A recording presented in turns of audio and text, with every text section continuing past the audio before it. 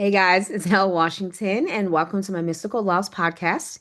I am here with author R.M Carpus with her new latest Gothic romance suspense book, I Knew Her Once. Rachel, would you like to introduce yourself to everybody? Sure. Hey, Al. Thanks for having me. I'm really happy to be here. I am author R.M Carpus, but everybody calls me Rachel. You can call me Rach on the socials, or if you ever meet me in person, my first name is Rachel. It's really nice to be here. I'm so excited. Absolutely, definitely. And thank you for definitely taking the time to come on, definitely the podcast. So let's go ahead and jump right into it. So who or what inspired you to write I Knew Her Once? It's a very loaded question. In short, I would say a very real town. So Griffin Bay is a very fictionalized version of a very Hmm. real place. So I live in the Pacific Northwest. And the region that I had moved to ended up becoming the inspiration for the whole book. But I would say this story specifically, I wrote this as sort of a way for me to, I was telling the story to myself. Okay. Um, and it was a way for me to basically say goodbye to a version of myself. So like a version of somebody that I knew during the time that I had originally moved to this real Griffin Bay. Oh, really? Okay. Kind of like saying goodbye to the past. Okay. I like Yeah, that. yeah. Okay.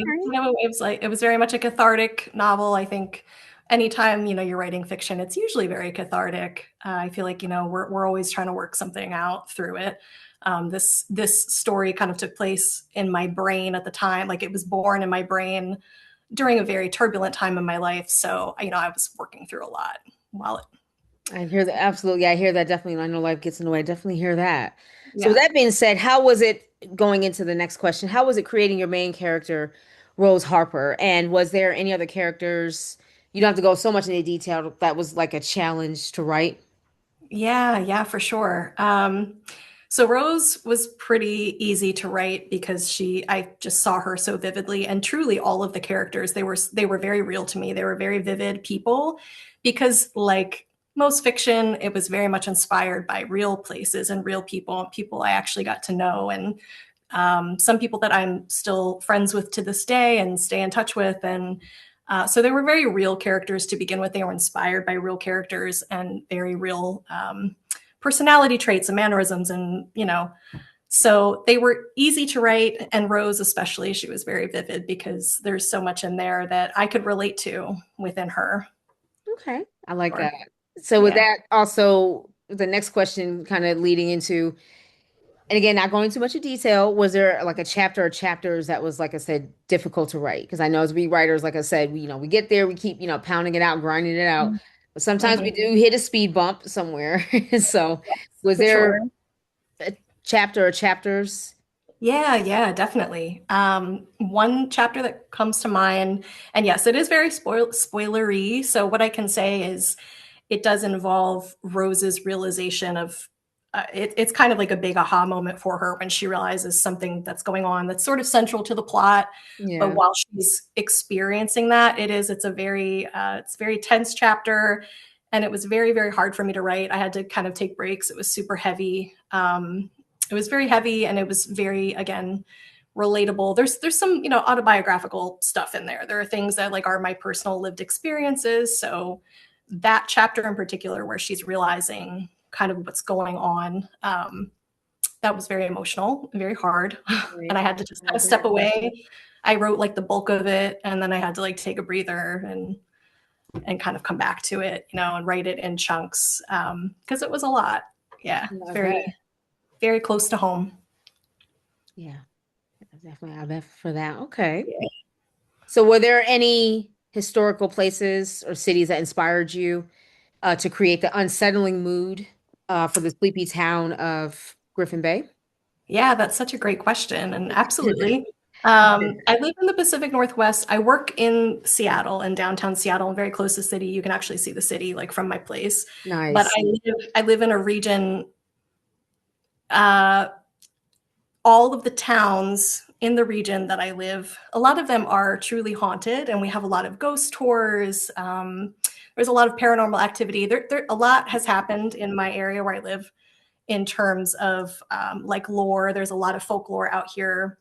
and just like legends. And so I learned a lot about that when I first moved here from the locals. Very much like Rose going to Griffin Bay, she kind of gets to know the locals, and they tell her Yeah. like they give her all the tea, like they tell her all the rumors and what's going on in the town.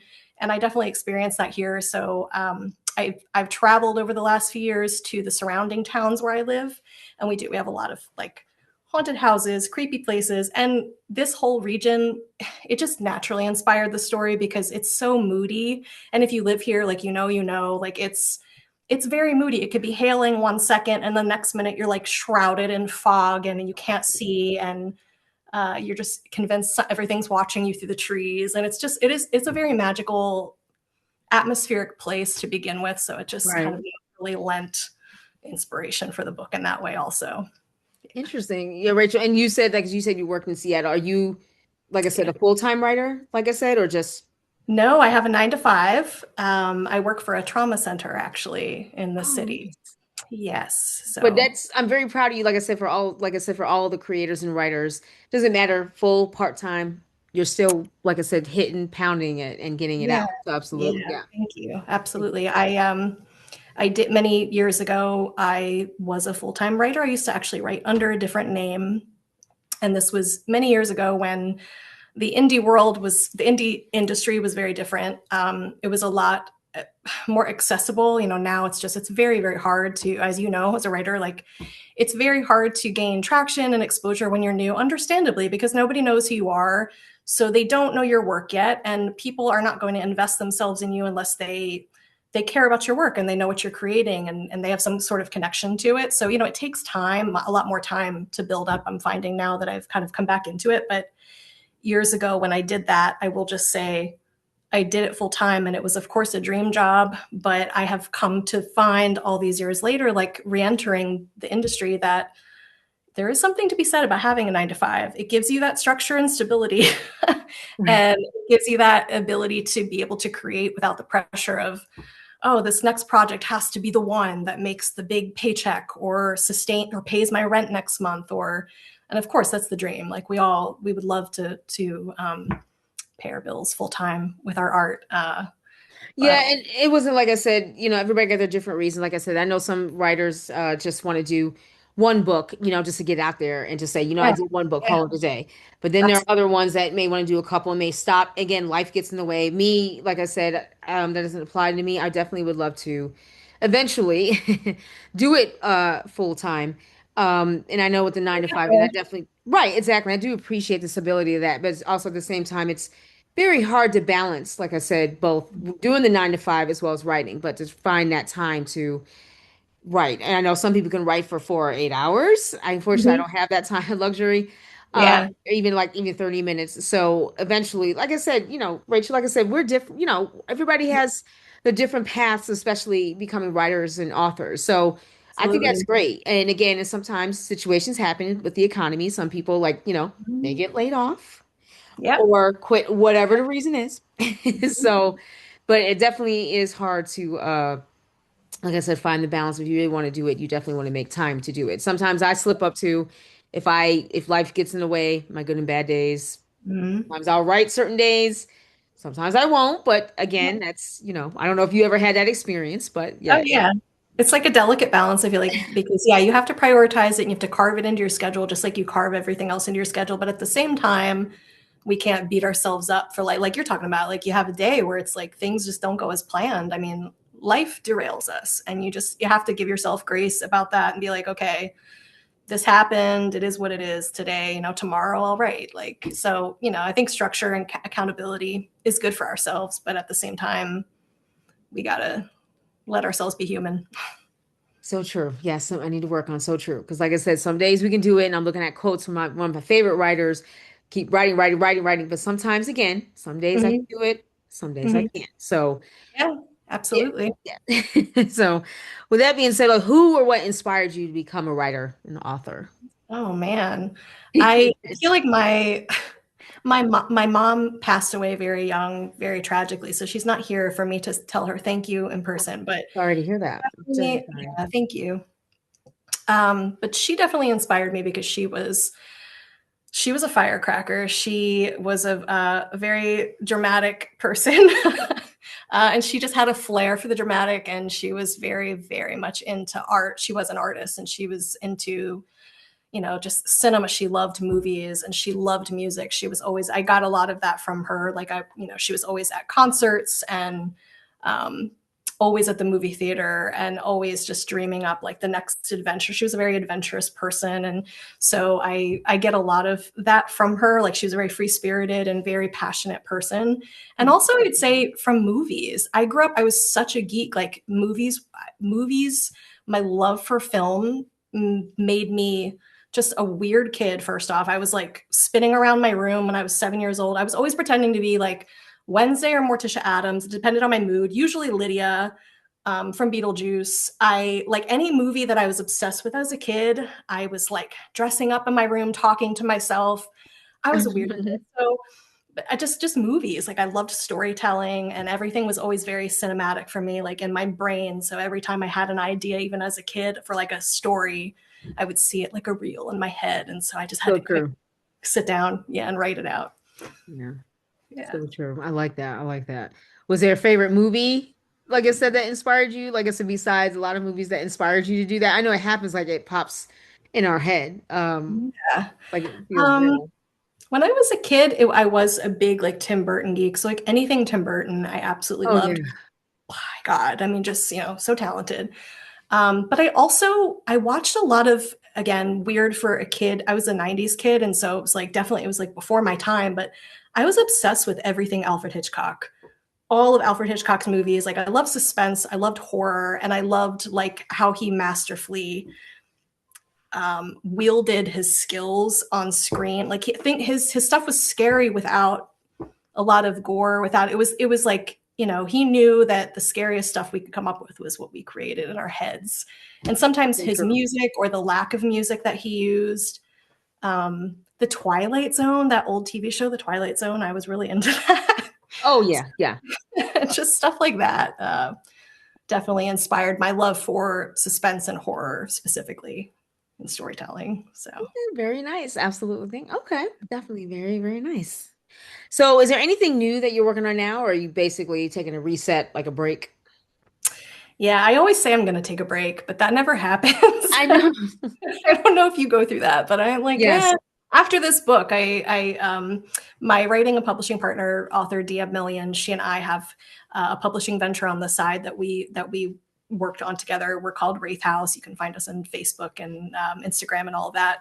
So we both really love like spooky stuff, so we write together. But she's also my editor, and we talk about this all the time. I'm like, I just tell her name's Domenica. I said, Domenica, I'm taking a break after this book. She's like, okay, like, yep, we'll see. Always Like, say that.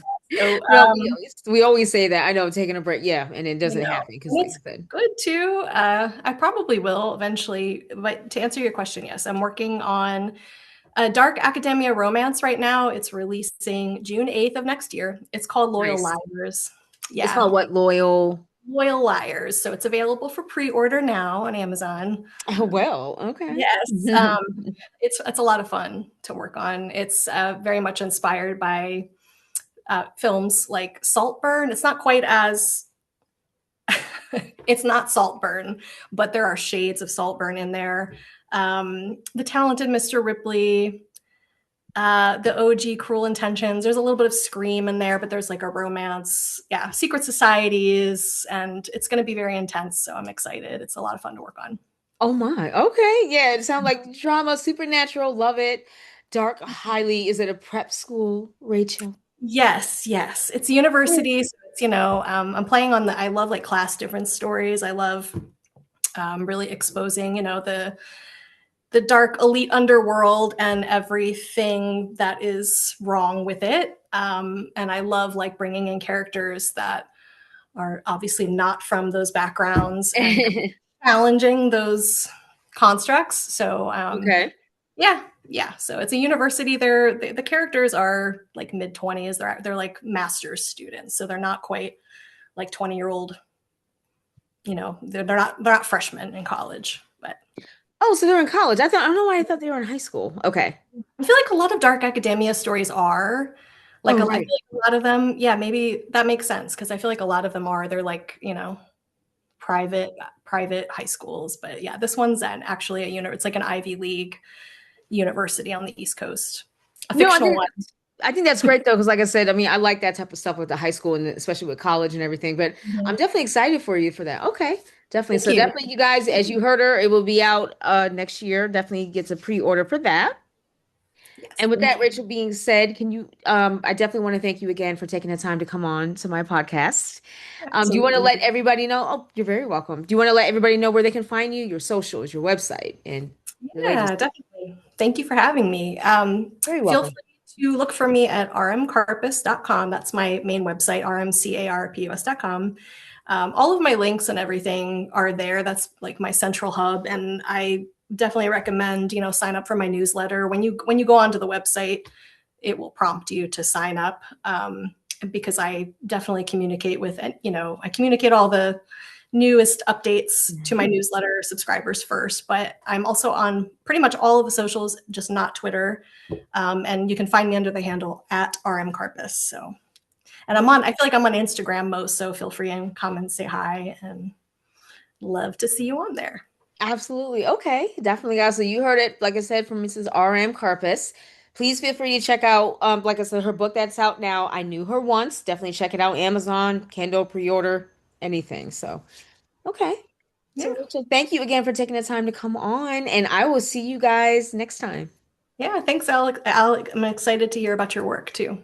Oh, Coming up. yeah, yes. I'm excited. You have That to keep me I posted. needed to take a moment of silence for that. It's coming. I know I'm in we were talking about it earlier about resetting and taking a break. It's my transition, but yes, I'll obviously we're following each other. I'll keep you in the loop. It's coming. Just, That I'm sounds just good. I need a moment of silence because it's coming. Yep. So Yep. Best of luck with it. It's great thank meeting you. you. I appreciate it, and thank you very much. All right. See All ya. right. See ya.